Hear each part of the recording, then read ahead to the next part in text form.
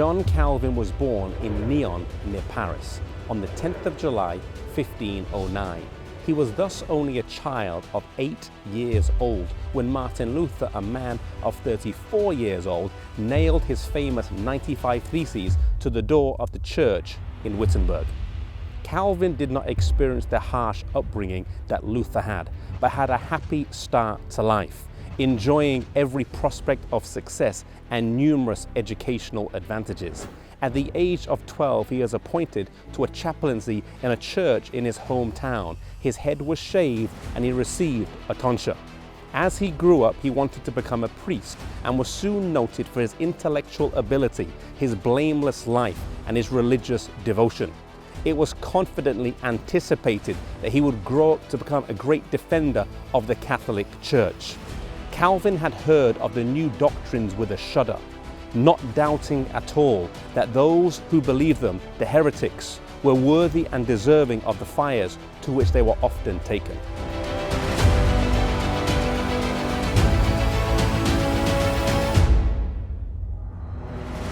At the age of 14, a plague hit the town where Calvin was living, and so he moved from his town here to Paris and studied at the University of Paris. An interesting coincidence took place whereby one of his fellow pupils was a boy by the name of Ignatius Loyola. Ignatius Loyola would grow up to found the Jesuits, a movement very, very different from the one that Calvin would lead later in his life. Two pupils, both outstanding, but who would both have a vastly different impact on the world. Calvin later on left studying for the priesthood and went to study law after his father's footsteps and after his wishes as well. He completed his doctorate in law at the University of Orleans, but after the death of his father, he would reevaluate his course and direction in life. Calvin's cousin had joined with the Reformers, and whilst in public when speaking with him, Calvin would strongly defend the positions of the church and reject new teachings. When he was alone, he would ponder the words. Conviction of sin gripped him. He saw himself without an intercessor. Confession and penance were resorted to in vain, but none could bring about peace. One day he decided to visit a public square and he witnessed the burning of a martyr. He was filled with wonder at the expression of peace that was on his face, and he contrasted this with his own feelings of emptiness, doubt, and darkness. He knew that the martyrs rested their faith on God's word, and so he proposed that he would study the Bible to see if he could find the secret of their joy. As he studied the Bible, he found Jesus Christ. No one knows for sure when Calvin experienced conversion, but that he did is not open to question.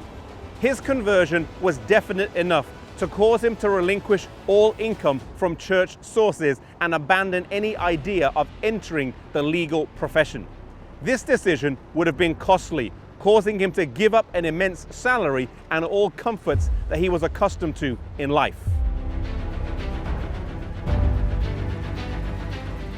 Calvin joined a small band of Protestants and preached the gospel from home to home for 2 years.